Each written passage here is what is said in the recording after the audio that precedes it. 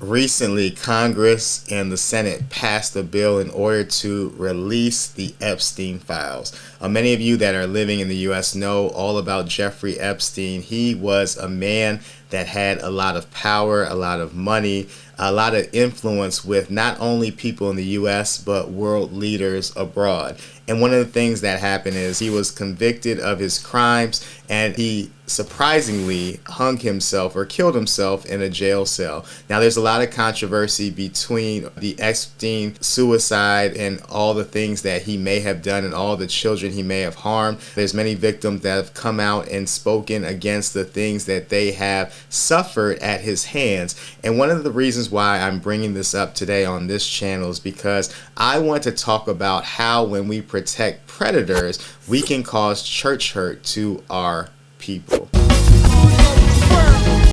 See, one of the things that's important to understand about things like Jeffrey Epstein is that Epstein was a person that had power and influence. And oftentimes when we look at some of the things and some of the cases of the grapes and the essays that happen in our churches, one of the things that we see oftentimes is that they are from people in the church that have some sort of positional power. So that can be, sometimes it's the pastors, sometimes it's the head deacon.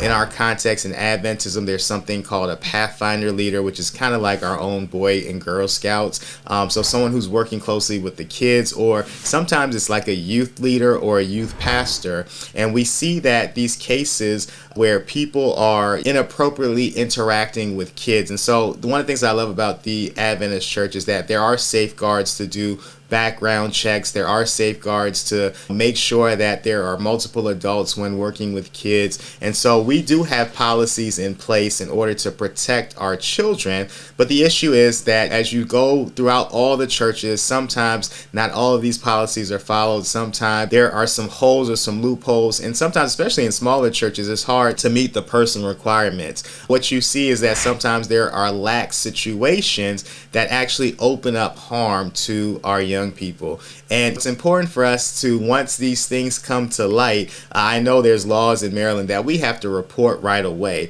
So it's not about the leader, whether it's the pastor or the spiritual leaders, trying to figure out what happened, especially when I'm talking about with minors, or try to investigate themselves. No, as soon as you get an allegation, you refer it over to the authorities and let them do their job, because they are the best at investigating and figuring out whether or not something has happened in your church. And the issue is because we like brother so-and-so, or we have affinity towards sister so-and-so, or maybe they're a big donor or rich like Jeffrey Epstein was, or maybe because they make things happen in our board meetings or they're influential, some people tend to give these people of power, influence, and money a pass on whether they have been accused of something. And sometimes I've heard stories of where they actually went to the young person and said, oh, that person's not like that, or maybe they were just playing around, or maybe they were just being too friendly, and just kind of covering up harmful behavior. And the problem is that when we don't report these cases right away,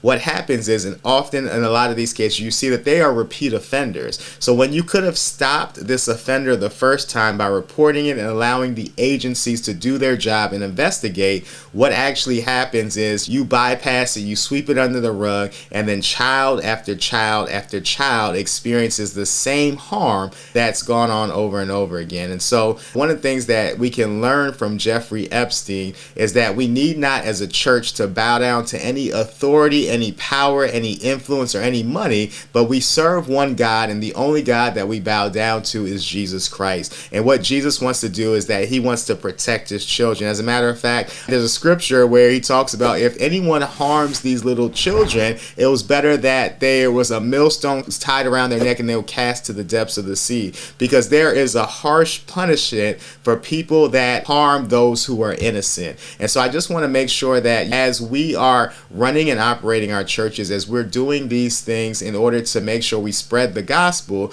that we are not missing out on opportunities to protect people from people that are looking to harm our innocent. As a matter of fact, one of the things I want us to understand is that oftentimes we as church, we want to be forgiving, we want to be loving, but there is justice and accountability as well that we need to have. And one of the things that it's important for us to understand is that it is not unloving to report someone who may be a predator. In fact, that's loving towards the young and innocent person to make sure that their story does not get diminished or dismissed, but that we actually take these accusations seriously. Because what that will do, and I know you've probably seen, is that many people now have this tension because of what I thought to be a safe place, what I thought to be a safe person. I see them up there, whether it's the praise team or preaching or whatever in the service, and that's the person that did me harm. How could God allow this? And how could the church allow that person to still be up there? And so every time that person goes up on the pulpit or on the podium, what happens is that now that person is re-traumatizing the people that they've harmed over and over again.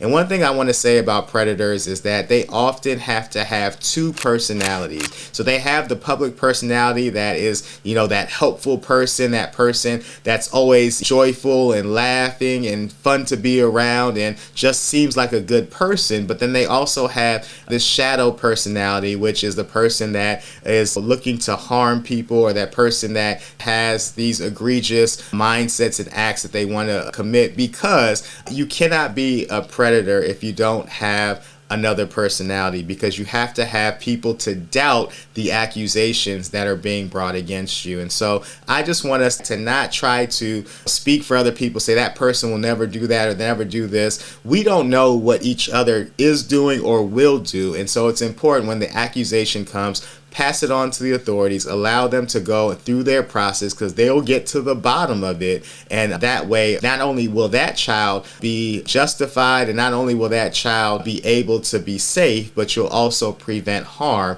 from future children in your congregation. And so if you want to learn more about how to continue to help your churches heal, because there's plenty of people that are in your church that probably have experienced some sort of SA in the church or know somebody that has. I actually help churches to become safer spaces and to help people heal from church hurt. So once again, my name is Wale Ade, and I am just here to help because I want the gospel to be spread. I want people to experience the hope and the joy that comes in a relationship with Christ. But the only way they can do that is if we are making our churches safer spaces and are not allowing church hurt or religious trauma to run free within our church walls.